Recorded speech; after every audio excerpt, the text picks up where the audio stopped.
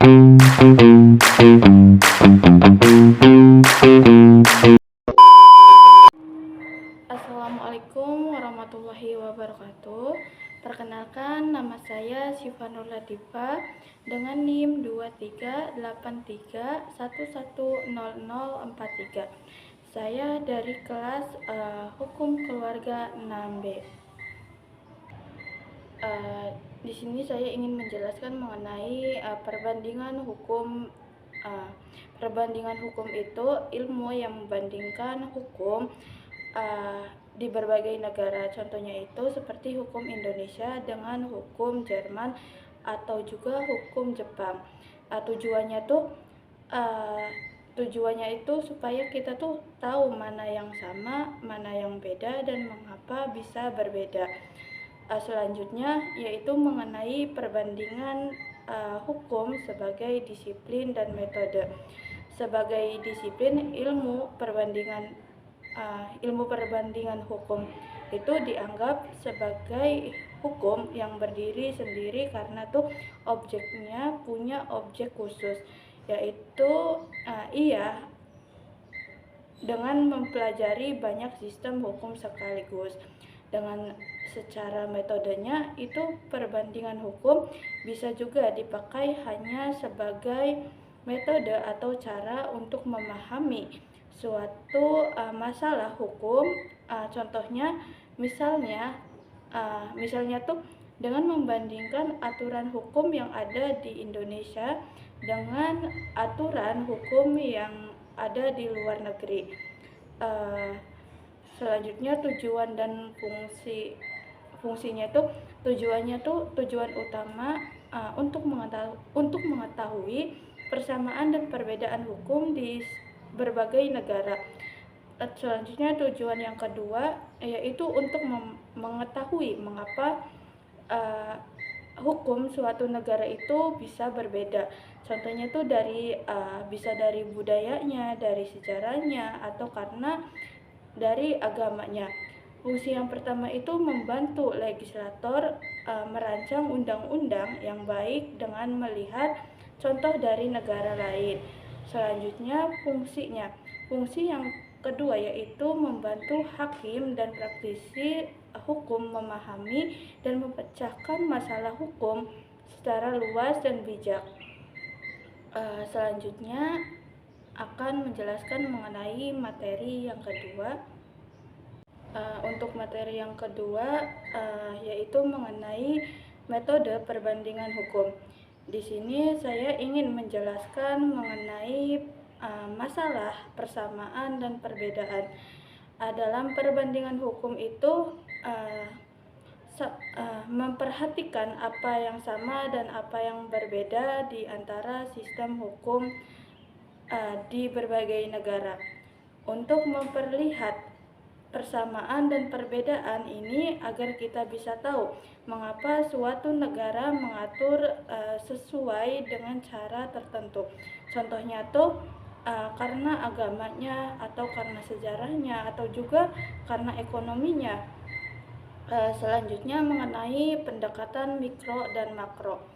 Kalau makro itu kita bisa melihat hukum secara luas. Contohnya tuh misalnya sistem hukum itu secara keseluruhan negara Rusia melawan Indonesia. Sedangkan makro itu kita cuma melihat aturan kecilnya saja, misalnya seperti aturan warisan atau juga sewa menyewa di dua negara. Dan selanjutnya saya akan menjelaskan mengenai perbandingan genealogis dan analisis. Genealogis itu membandingkan hukum berdasarkan asal-usul atau sejarahnya dalam sistem hukum itu. Misalnya karena sama-sama berasal dari hukum Romawi atau hukum Islam. Dan analogis itu perbandingan hukum secara fakta mirip atau sejenis meskipun sejarahnya itu berbeda. Selanjutnya membahas mengenai sosiologis dan kritis.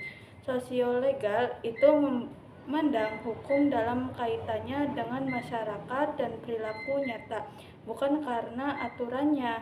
Contohnya tuh bagaimana hukum benar-benar diterapkan di masyarakat dan apakah ada kesenjangan antara hukum di atas kertas dan di lapangan. Terus kritisnya itu mempertanyakan nilai keadilan dan kekuasaan dalam hukum. Misalnya tuh hukum itu tuh menggantungkan siapa, apakah hukum itu justru memperkuat pertimbangan atau dominasi tertentu.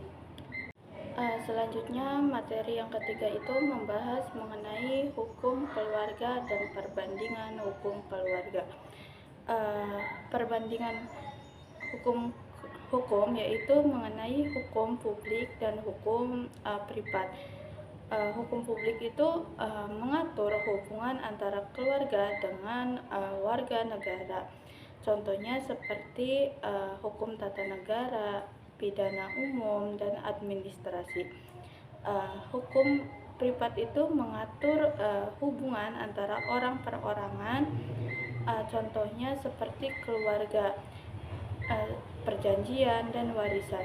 Hukum keluarga itu termasuk ke dalam hukum privat karena mengatur hubungan antara keluarga, contohnya seperti suami istri dan anak. Dan selanjutnya itu mengenai hukum keluarga dan hukum keluarga Islam. Hukum keluarga itu seluruh aturan yang mengatur perkawinan, hubungan suami istri, hubungan ayah ibu dan anak, perceraian, dan juga hak-hak kewajiban dalam rumah tangga. Hukum keluarga Islam itu hukum keluarga yang sumbernya itu berasal dari ajaran Islam. Contohnya seperti Al-Quran, hadis, dan fikih yang mengatur tentang perkawinan, rujuk, talak, nafkah, dan hadonah. Hadonah itu penjagaan anak serta harta keluarga bagi muslim. Dan selanjutnya yaitu membahas mengenai cakupan hukum keluarga Islam.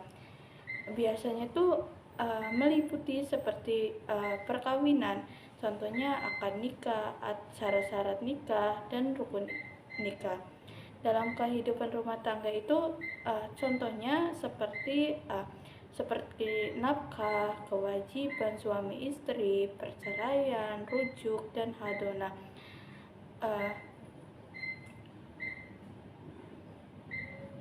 Dan pembahasan selanjutnya mengenai perbandingan hukum keluarga. Perbandingan hukum keluarga itu berarti membandingkan hukum keluarga di berbagai negara atau juga sistem hukum.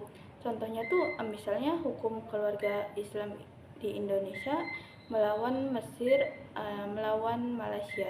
Dan contoh laginya tuh seperti keluarga berbasis agama melawan hukum keluarga yang lebih sekuler, misalnya yaitu di negara Turki.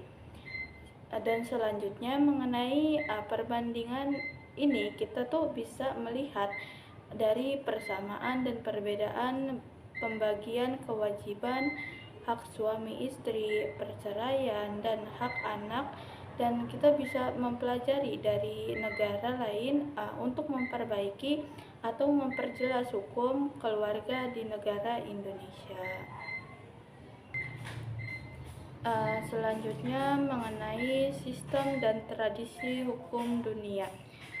Klasifikasi sistem hukum dunia mengelompokkan tradisi hukum seperti civil law, common law, sosial, agama, dan adat berdasarkan sejarah dan sumbernya. Sistem hukum civil law yaitu sistem hukum berbasis kodifikasi tertulis dalam undang-undang yang mengutamakan kepastian hukum di atas putusan hakim terdahulu. Selanjutnya sistem common law adalah hukum berbasis jurisprudensi dan preseden, di mana putusan masa lalu menjadi acuan utamanya. Dan selanjutnya itu mengenai sistem hukum keagamaan. yaitu aturan berbasis nilai spiritual yang mengatur hubungan sosial dan ketuhanan. Di Indonesia tuh ia berfungsi sebagai living law yang berintegrasi dalam hukum positif demi menjaga moralitas masyarakat. Sistem hukum adat adalah bagian dari hukum kebiasaan dunia yang berbasis pada praktik sosial terulang dan mengakui internasional. Berbeda dengan civil law yang kaku, sistem itu bersifat dinamis, tidak tertulis, serta menyatukan nilai spiritual dan budaya. Selanjutnya mengenai kodifikasi hukum, merupakan upaya sistematis hukum membekukan berbagai aturan hukum ke dalam satu himpunan undang-undang yang tersusun rapi, lengkap, dan terstruktur.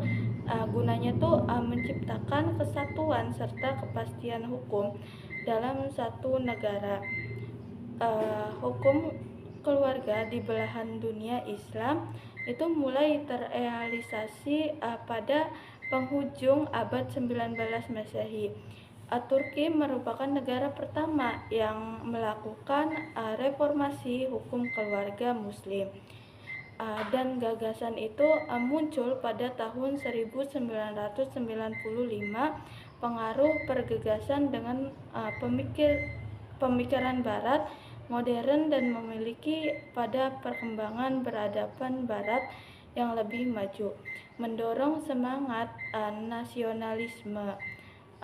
Kodifikasi hukum Islam itu mulai berkembang secara nyata pada masa Turki Tsunami, mulai menyusun majalah Al-Ahkam Al-Adliyah yang menjadi tonggakan penting dalam upaya pembekuan hukum Islam secara sistematis, meskipun masih terbatas pada bidang muamalah dan berlandasan mazhab tertentu.